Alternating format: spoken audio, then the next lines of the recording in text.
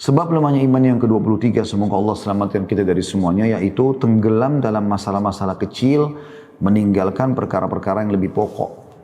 Ya. Walaupun itu adalah baik. Jadi teman-teman, Islam mengajarkan kepada kita, kalau kita sedang membahas sebuah kasus misalnya, nah kasus itu sederhana dan sudah selesai, udah, nggak usah kita habiskan waktu kita hanya untuk terus menerus membahas itu. Kadang-kadang kita temukan dalam rumah tangga ada suami istri punya masalah. Jadi masalahnya sudah selesai. Ya udah kita tutup. Ya, kita buka lembaran baru sekarang. Tidak perlu itu lagi yang dibahas, itu lagi yang dibahas sampai berhari-hari, berjam-jam, ya, berhari-hari, berpekan-pekan, berbulan-bulan. Ya, yang tidak ada manfaatnya. Udah selesai, yang salah minta maaf, yang benar memaafkan, selesai. Kita buka lembaran baru. Seperti itu harusnya. Dan banyak contoh-contoh nanti akan kita bahas insya Allah ke depannya pada saat kita baca buku ini. Ada orang yang banyak menyibukkan dirinya pada hal-hal yang kecil dan banyak membuang waktu di situ, ternyata masih banyak perkara-perkara besar yang harusnya dia prioritaskan. Ya. Banyak orang sibuk ya, dengan menjaga kualitas sholat malamnya, tapi dia tidak sibuk menjaga kualitas sholat wajibnya. Padahal ibaratnya sholat malam ikan terinya, sholat wajibnya adalah ikan pausnya. Harusnya dia dahulukan skala prioritas.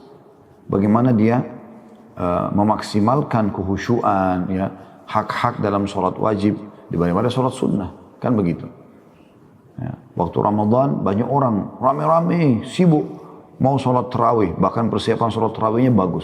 Itu tidak salah. Tapi kita temukan sholat maghrib dan isya'nya terbengkalai. Bagaimana bisa terjadi ini?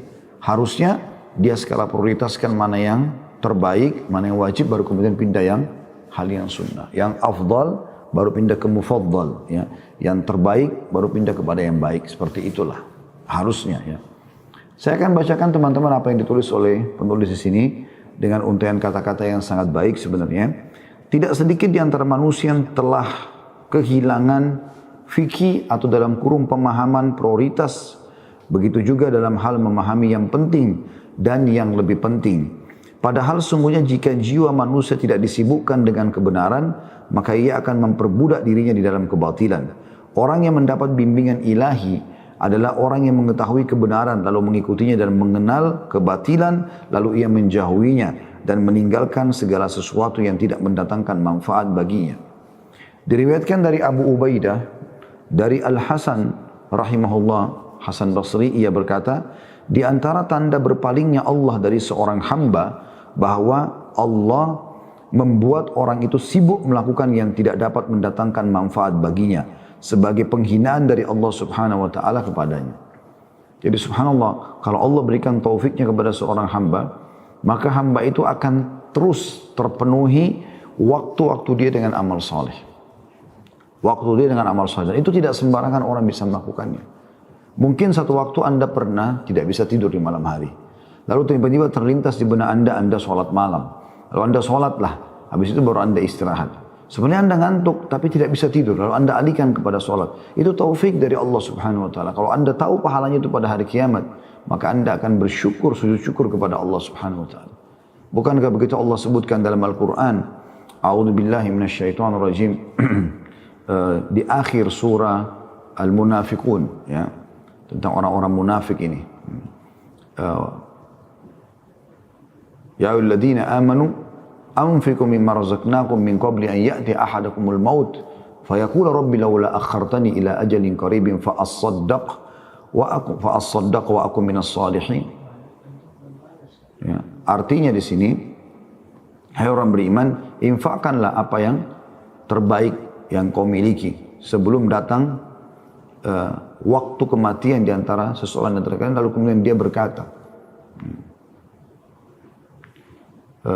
ya Allah, kalau kau terlambatkan sedikit saya dari umurku, maka aku akan bersedekah dan aku menjadi orang-orang yang saleh. Nah, kita garis bawahi di sini penyesalan orang pada saat meninggal, teman-teman sekalian, bukan lagi minta waktu sedikit sama Allah agar bisa kumpul lagi sama istrinya, kumpul sama suaminya, bermain sama anak-anaknya, kembali ke pekerjaannya, duduk ngobrol sama teman-temannya. Bukan. Supaya dia bisa sempat bersedekah seluruh hartanya, dia sempat beramal saleh. Maka kalau ada orang Allah berikan taufik dia untuk melakukan amal-amal saleh, berarti itu luar biasa. Allah mencintai hamba tersebut. Kadang-kadang kita seperti tanda kutip dipaksa untuk melakukan ibadah itu. Dan kalau kita lihat pahalanya hari kiamat, kita akan bersyukur kepada Allah. Sebaliknya ada banyak orang yang memang dasarnya kena suka, hatinya lalai dari Allah Subhanahu Wa Taala. Allah buat dia juga tersibukkan dengan hal-hal yang tidak perlu. Ya, hal-hal yang tidak ada isinya, tidak berisi, tidak bernilai pahala bahkan. Walaupun itu mubah, tapi kalau terlalu banyak dihabiskan di hal tersebut, maka ini juga termasuk ya penghinaan dari Allah SWT, sebagaimana tadi Al-Hasan Basri rahimahullah mengatakan masalah itu. Fakta yang kita lihat, kata penulis saat ini, adalah bahwa sebagian di antara orang-orang yang konsisten telah terbuai dalam melakukan urusan-urusan parsial yang tidak ada manfaatnya dan bersusah payah untuk memikirkan hal itu dengan menghabiskan banyak waktu untuk melakukan perbuatan yang tidak ada faedahnya. Allah Subhanahu Wa Taala telah mengistimewakan manusia dengan akal yang merupakan nikmat paling besar, bahkan merupakan tiang kebahagiaan. Dan sungguhnya sifat malu dan ketaatan selalu mengikuti akal. Selagi rasa malu dan ketaatan itu ada, maka akal masih ada. Yang wajib dilakukan oleh seseorang yang berakal adalah melakukan suatu perbuatan yang di dalamnya terdapat kebaikan baginya dan menjauhi segala sesuatu yang membahayakannya.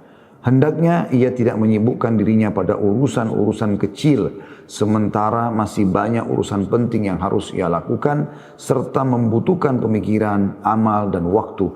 Maka hendaknya ia tidak terbuai pada urusan sekunder dan dengan melupakan urusan pokok. Saya pernah teman-teman sekalian berbagi pengalaman ketemu dengan seseorang. Beliau bernama Abdullah, beliau doktor Abdullah dari Saudi. Dan beliau Masya Allah punya pesantren yang cukup besar di Indonesia ya. Saya pada saat ketemu orang itu kebetulan mau umroh pada saat itu. Mau umroh dan saya tidak kenal beliau gitu. Subhanallah tiba-tiba dia sapa saya. Kemudian ada mungkin sekretaris dia yang menyampaikan kalau ini adalah Khalid Basalama gitu kan. Terus kemudian saya salam Khalid, apa kabar? Baik, saya bilang alhamdulillah. Dia kenalkan dirinya. Terus dia bilang, saya sudah dengar kiprah dakwah Anda. Dia bilang sama saya begitu. Saya bilang, saya hanya menyampaikan beberapa pengajian saja. Terus dia bilang ada beberapa hal yang saya ingin berbicara ya, mengenai apa yang kami kerjakan. Mungkin Anda bisa bantu dengan ide. Dia bilang sama saya begitu. Itu teman-teman sekalian pada saat dia sampaikan apa yang dia kerjakan. Betul-betul saya merasa seperti semut yang berada di sebuah padang rumput yang penuh dengan hewan-hewan yang banyak gitu. Dalam arti kata ini cuma rasionalnya. Apa yang beliau kerjakan itu dengan umur yang tidak terlalu jauh dengan umur saya merasa apa yang saya kerjakan tidak ada nilainya, kecil sekali. Ya. Bagaimana subhanallah yang beliau kerjakan sudah punya pesantren banyak di hampir di seluruh negara-negara Islam. Kemudian bagaimana beliau berhasil berhubungan dengan para pakar-pakar di bidangnya. Baik itu pakar fikih, baik itu pakar bahasa Arab, baik itu pakar akidah dari seluruh universitas terkenal di Saudi. Kemudian beliau minta agar mereka-mereka ini datang, dibiayai semua tiketnya segala macam, datang ke pesantren tersebut, lalu duduk misalnya selama sebulan, terus silih berganti. Nah, itu hampir seluruh dunia misalnya. Kemudian juga beliau punya, karena pakar-pakar yang turun tangan, beliau punya program dalam 6 bulan sudah bisa bahasa Arab lancar. Nanti dilanjutkan ke universitas yang beliau juga sudah lobby universitas itu agar bisa menerima santri dari dia, dan itu sudah berjalan bergulir. Ada yang dilihatkan kepada saya cuplikan dari handphonenya orang Jepang yang baru masuk Islam, tidak ngerti satu huruf pun bahasa Arab, dalam 3 bulan udah bisa ceramah dalam bahasa Arab, menyampaikan saya si fulan, memperkenalkan diri segala macam, dan bagaimana dia belajar bahasa Arab dengan sangat bagus dan fasih. Bagaimana mereka juga dalam 1 tahun sudah ada yang menghafal Al-Quran 30 juz. Dan program ini program besar. Hampir seluruh negara Islam ada pesantren dia. Saya sempat tanya. Waktu itu saya terpukau dan saya berpikir, begitu luar biasanya Allah berkahi hidupnya orang ini. Gitu kan. Dan memang saya temukan keberkahan amal-amal seperti ini teman-teman akan ditemukan di orang yang sibuk mendekatkan diri kepada Allah Subhanahu Wa Taala. Dan memang tidak mau menyanyiakan waktu, dia mau ngisi dengan hal yang bermanfaat. Bahkan hal yang mubah pun dibatasi sama dia. Orang ini waktunya saja Ya kebanyakan digunakan keliling dari negara ini tinggal sana. Berapa sekian lama dari negara ini pindah sekian lama. Nanti pulang ketemu keluarganya lagi. Dia lowongkan lagi. Misalnya 2 bulan dia keluarkan digunakan di luar Saudi untuk keliling semua tempat-tempat yang kira-kira yang dia sudah buka. Kemudian nanti dia kasih ide-ide, dia tanya perkembangan segala macam, dia kembali ke keluarganya. Mungkin 2 minggu dia safar lagi. Begitu terus sampai umurnya sekarang ya 50-an tahun. Itu Masya Allah penuh dengan keberkahan, banyak hal yang beliau kerjakan yang mungkin belum dilakukan oleh orang yang seumur dengan beliau. Bahkan di hari kita sekarang ada orang yang sudah umur 50 tahun, mungkin 1 juz pun Al-Quran belum hafal. Tidak usah 1 juz, mungkin setengah juz pun belum hafal. Mungkin bacaan Qurannya masih salah. Berapa banyak orang-orang yang sudah berpenampilan ikhwah dan akhwat, ya, tetapi subhanallah pada saat kita tes bacaan Quran tidak bisa mengaji, huruf iya masih salah. Ya, mungkin kalau dilihat penampilannya, cara ngomong agamanya, seakan-akan sudah paham. Padahal sebenarnya Al-Quran pun masih kacau gitu. Dia tinggalkan yang skala prioritas gitu, kepada penampilan-penampilan yang hanya sekedar pelengkap saja. Selanjutnya teman-teman sekalian, kata beliau sebagai contoh, kata penulis, yang banyak orang kadang-kadang mengurus hal kecil dan akhirnya terbengkalai hal-hal yang besar. Masalah duduk istirahat dalam sholat, di mana para ulama telah menerangkan pendapat-pendapat para ulama dan masalahnya luas dan tidak dilakukan lagi, akan tetapi tiba-tiba dimunculkan pertanyaan-pertanyaan seputar masalah ini dan banyak menghabiskan waktu untuk pembahasannya, seakan-akan masalah itu adalah masalah besar yang telah membuat bimbang para ulama dan banyak membuat orang tergelincir. Akhirnya waktu banyak terbuang habis dan pertemuan-pertemuan sudah berulang-ulang diadakan untuk itu. Ini adalah suatu sudah barang tentu merupakan penyanyian terhadap waktu dan ketiadaan pemahaman. Jadi maksudnya kalau ada satu hukum syar'i, kita sebagai contoh saja. Udah jelas ulama pendapatnya, sudah pegang pendapat ulama, jalanlah. Gak usah lagi dihabiskan waktu di situ untuk dibahas, padahal sudah dihabiskan oleh sebagian besar ulama untuk membahas masalah itu. Contoh yang lain adalah membicarakan masalah takdir dan beberapa masalah akidah. Maka pembicaraan melebar dan mulailah muncul kekeliruan-kekeliruan, dan di situ kamu mendengar masalah-masalah malah mengeringkan hati dan mengacaukan akal sehat, seperti masalah tanda kutip turunnya Allah atau nuzul Allah ya di malam hari, di sepertiga malam. Bagaimana hal itu terjadi padahal malam terus berlangsung dari satu negeri ke negeri yang lain, dan masalah matahari sujud dibicarakan bagaimana sujudnya, apakah ia sujud di setiap waktu atau di semua tempat atau sujud di satu tempat saja, tanda tanya, dan banyak lagi masalah-masalah lain yang dapat mengacaukan keyakinan bila berlebih-lebihan membicarakannya. Yang wajib bagi kita adalah mempercayai hal-hal tersebut sebagaimana diterangkan di dalam nas agama, dengan tidak menanyakan atau mempermasalahkan teknisnya. Ibnu Qayyim rahimahullah berkata, kemauan keras yang paling mulia adalah menuntut ilmu Al-Quran dan sunnah Rasulullah sallallahu alaihi wasallam dan memahaminya menurut yang dikehendaki Allah dan Rasulnya. Sedangkan sejelek-jelek kemauan keras ya, adalah penuntut ilmu yang kemauan kerasnya dan perhatiannya hanya pada masalah-masalah yang rancu dan membicarakan apa yang tidak diturunkan Allah dan apa yang tidak akan terjadi. Termasuk di sini teman-teman kalau berbicara sesuatu yang tidak punya ilmunya, ya. Maka hendaknya kita bersandar pada segala sesuatu yang telah disebutkan dalam kitabullah dan sunnah Rasulullah sallallahu alaihi wasallam, dan tidak perlu bagi kita untuk menyibukkan akal dan pikiran memikirkan masalah yang tidak mendatangkan manfaat bagi seorang muslim. Yang tidak masalah sujudnya matahari, maka kita yakini apa adanya sebagaimana diterangkan oleh as-sunnah, dan masalah nuzul ilahi atau turunnya Allah juga kita yakini sebagaimana adanya secara jelas tanpa harus menanyakan dan mempermasalahkan teknis atau kaifiyahnya atau memberikannya contoh atau sama sekali tidak meyakininya atau ta'til dalam bahasa Arab. Tetapi cukup bagi kita beriman kepada Allah dan bertawakal kepadanya. Dan yang lebih baik dari kesalahan-kesalahan semacam ini adalah menghafal ayat-ayat Al-Quran beserta tafsirnya, lalu mengamalkannya atau mempelajari suatu masalah yang bermanfaat bagi seorang muslim dalam masalah agama. Ya. Jadi ada orang menghabiskan waktu pada hal yang tidak perlu. Bahkan nanti hanya memunculkan kerancuan-kerancuan. Jadi teman-teman, kita cukup imani apa yang telah disebutkan oleh Allah dan Rasulnya, ya, sebagaimana apa yang diinginkan Allah dan Rasulnya. Kalau tidak ada tafsil penjelasan, kita tidak usah masuk ke dalam penjelasan yang lebih jauh. Sehingga ini membuat kita makin bingung. Para sahabat ridwanullahi alaihim, mereka kalau disampaikan oleh Allah dan Rasulnya, mereka langsung menerimanya. Mau masuk akal atau tidak masuk akal mereka. Ya, karena akal disiapkan oleh Allah Subhanahu wa taala untuk memahami syariat, bukan untuk menolaknya. Fasilitas untuk memahami syariat Allah Subhanahu wa taala. Ada jenis lain dari orang-orang yang multazimin atau yang coba konsisten dalam agama. Adalah bahwa ada sebagian mereka yang sibuk dengan urusan politik, analisa-analisa politis, mencela para penguasa dan pemerintah, serta mencemooh para ulama dan menuduh mereka dengan bersekongkol dan berbasa-basi dengan penguasa. Di mana hal tersebut akan membuat hati menjadi keras, apalagi dengan mengadu domba atau memfitnah, berbicara keji, berdebat, bertengkar, berdusta, dan melakukan perbuatan-perbuatan lain yang merusak hati dan dapat melenyapkan kebahagiaan kehidupan dunia dan akhirat. Semua perbuatan itu tidak lain adalah tipu muslihat iblis untuk menjerumuskan manusia pada kesesatan.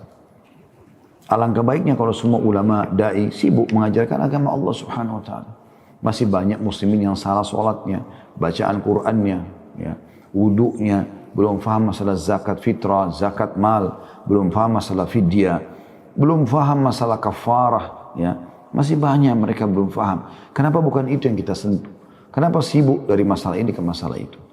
Ini juga sudah pernah kita jelaskan di poin sebelumnya tentang jauhnya para penuntut ilmu, salah satu sebab ya, kalau tidak salah sebab yang ke-20 ya, pada saat itu 21 tentang jauhnya 21 lemahnya hubungan antara para penuntut ilmu dengan para ulama. Tadinya mereka belajar kepada para dai, para ulama. Begitu sudah mulai faham sedikit saja, merasa lebih hebat dari gurunya. Mulailah dia mentahdzir sana, mentahdzir sini, melarang ikut pengajian ini, melarang ikut pengajian. Dia baru lahir kemarin, baru belajar, belum faham. Tapi sibuk dengan keadaan-keadaan seperti ini. Akhirnya hidupnya hanya sibuk mencari kesalahan-kesalahan orang. Fahami teman-teman sekalian, kalau ada di diri Anda hanya untuk mencari yang ada di benak Anda adalah apa ini kesalahan orang tersebut, sehingga itulah yang menggembirakan Anda, itu ciri orang munafik. Ciri orang-orang yang fasik.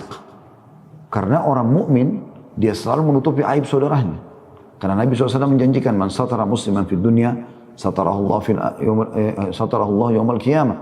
Ya. Siapa yang menutupi aib seorang muslim di dunia, Allah akan tutupi aibnya di akhirat. Itu ciri seorang muslim. Tapi kalau kapan ya, dalam hati muncul itu, bagaimana dia mencari celah kesalahan saudaranya muslim, dan itulah yang membuat dia bahagia. Ini ciri orang munafik di zaman Nabi SAW begitu.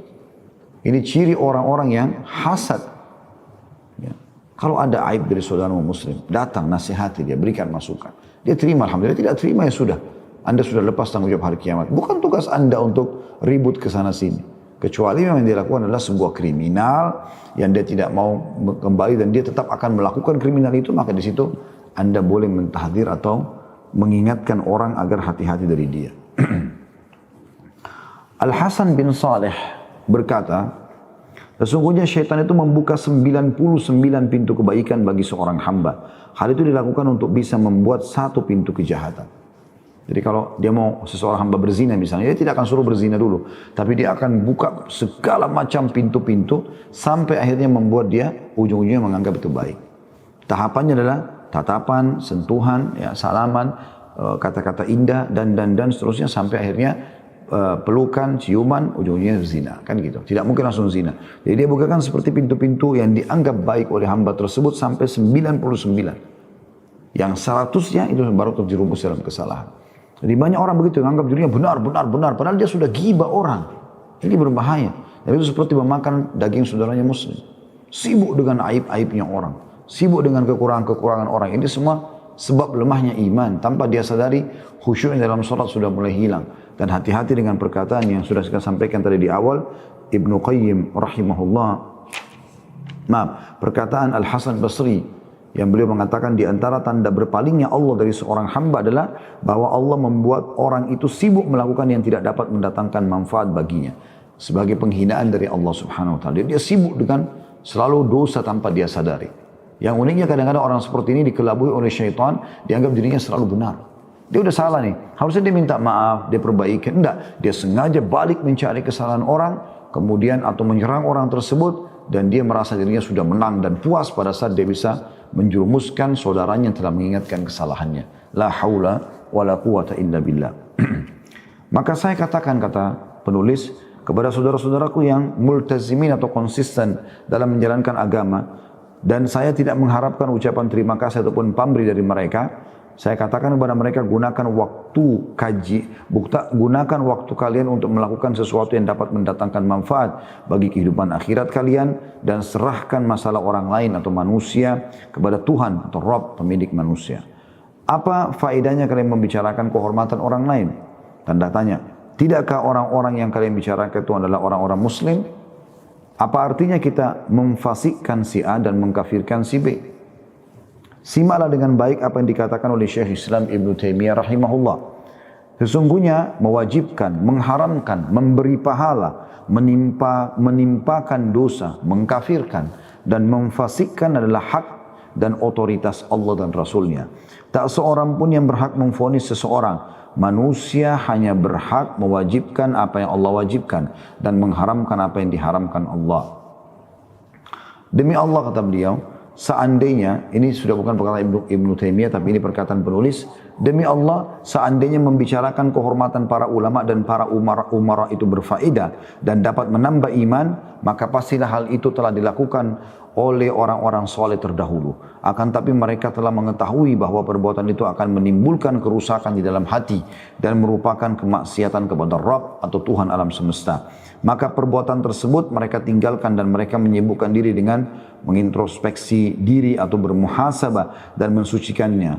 Jadi medan masih kosong dan menanti orang-orang yang serius untuk beramal memperjuangkan agama dan meninggalkan hal yang tidak ada gunanya.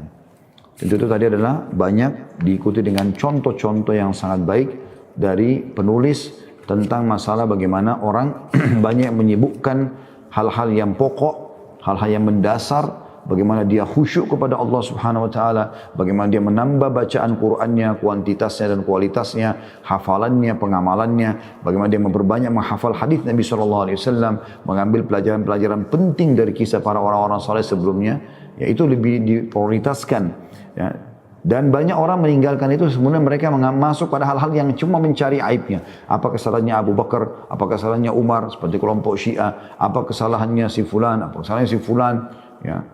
Dan sampai pada tingkat sudah berlebihan, ya. Saya bahkan mengetahui ada orang yang berfaham liberal di Indonesia sudah berani mengatakan kalau potongan-potongan pertama dari Al-Quran seperti Alif, Lam, Mim, Toha, Yasin, ya, dan yang lainnya, ya, Hamim, semuanya adalah ringkasan nama-nama para sahabat yang menulis wahyu. Ini kedustaan yang sangat besar. Mana pernah ada sahabat berani menulis seperti itu, sementara juga di tengah-tengah mereka ada Rasulullah SAW. Mana bisa Rasulullah, tidak mungkin Rasulullah membiarkan itu. Dan tugas kita, karena Nabi SAW tidak membahas, oh huruf-huruf terputus dalam Al-Quran, Alif, Lam, Mim, Hamim, Toha, Yasin, adalah maknanya ini, para sahabat sudah yakin, oh iya sudah itu huruf dari Al-Quran. Allah dan Rasulnya lebih tahu maknanya. Udah, dan dijelaskan ya nggak usah. Tentu sebagai penutup teman-teman, Anda tahu firman Allah Subhanahu wa taala, ya ayyuhalladzina amanu a'udzu minasyaitonir rajim, ya ayyuhalladzina amanu la tas'alu an asya'a in tubda lakum tasukum. Hai orang beriman, janganlah kalian banyak bertanya sesuatu yang kalau diterapkan pada kalian maka akan jadi sulit buat kalian. Dari zaman Nabi SAW itu sudah ditekankan masalah itu. Kalau turun wahyu memerintahkan satu perbuatan atau melarang satu perbuatan, maka terimalah saja. Dan cirinya adalah firman Allah SWT yang lain, a'udzubillahi minasyaitonirrajim, ma kana lil mu'minin wala mu'minatin idza qada Allah wa rasuluhu amran an yakuna lahumul khiyaratu min amrihim. Tidak layak bagi orang beriman laki-laki dan beriman perempuan kalau Allah dan Rasulnya sudah menetapkan sebuah hukum, mereka masih punya pilihan yang lain. Jadi para sahabat menerima masalah itu, gitu kan? Mereka tidak lagi mempermasalahkannya. Tapi rupanya ada sebagian mereka yang sempat bertanya, ya Rasulullah, kenapa begini, kenapa begitu, sampai Nabi SAW sempat marah dengan sebagian mereka. Ya. Jangan banyak bertanya, nanti dipersulit buat kalian. Misalnya, sholat duhur 4 rakaat, kenapa 4 rakaat? Duhur sama asar kan 4 rakaat, berkata, kenapa Allah nggak satu saja? Ya sudah, Allah perintahin begitu, tugas laki beriman dan mukmin dan perempuan, ya. Laki-laki beriman dan perempuan beriman, kalau ada perintah Allah dan Rasulnya, ditetapkan mereka menerimanya. Kalau kita mau tanya, maka kita akan tergelincir. Cukup kita imani dan mempermudah urusan itu, maka Allah SWT juga akan berkahi hidup kita. Kan begitu. Bani Israel, sebab turunnya surah Al-Baqarah, surah nomor 2 dalam Al-Quran, 286 ayat, gitu kan. Setelah Al-Fatihah, Al-Baqarah. Al-Baqarah adalah sapi betina. Kenapa? Karena ada orang yang mati pada saat itu, di Bani Israel waktu zaman Nabi Musa AS, mereka tidak tahu siapa pembunuhnya. Malam hari tiba-tiba orang itu dibunuh, besok pagi pas terbit matahari mereka temukan di depan rumahnya tergeletak dan tumpah darah, meninggal. Mereka cari tahu siapa yang membunuh, tidak ada yang mengaku. Ternyata yang bunuh itu adalah sepupunya sendiri gitu kan. Ya, saya pernah temukan ada seperti itu dalam penjelasan riwayatnya. Masih kerabatnya sendiri yang membunuhnya, tapi tidak ada yang tahu gitu kan. Dia juga tidak mau mengaku. Maka sebagian dari Bani Israel datang kepada Nabi Musa AS lalu berkata, wahai Musa, coba minta petunjuk kepada Tuhanmu Allah. Siapa yang membunuh orang ini? Kami mau tahu siapa pembunuhnya. Maka Nabi Musa AS dapat perintah. Dan Allah SWT tahu kebanyakan mereka Bani Israel itu bukan mau cari petunjuk, tapi mencari sengaja kesempatan apa nih yang bisa menyulitkan atau pertanyaan yang sulit yang diberikan kepada Musa alaihissalam. Maka Allah SWT turunkan perintahnya, suruh mereka sembeli sapi. Setelah disembeli, dagingnya dipukul kepada orang mati itu akan bicara siapa pembunuhnya. Sebenarnya Allah SWT bisa langsung menyampaikan ini pembunuhnya, tapi Allah SWT ingin menguji Bani Israel pada saat itu. Maka sebagian mereka mengatakan, bagaimana bisa sapi mati, ya dibunuh dulu, disembeli dulu sapi itu, diambil potongan daging, ditepuk ke orang mati bisa bicara. Sedangkan sapi hidup saja disentuhkan belum tentu bisa bicara orang mati. Tapi karena mereka bertanya, Musa AS jawab itu perintah Allah. Gak masuk akal mereka. Mulailah mereka persulit. Sapi apa, ya seperti apa, sampai sulit sekali Allah SWT berikan. Sapi betina, berwarna kuning keemasan. Kalau dilihat orang suka, tidak pernah dipakai membajak dan seterusnya. Dan terakhir kalau mereka tidak mengatakan insya Allah, maka mereka tidak akan mendapatkan taufik untuk itu.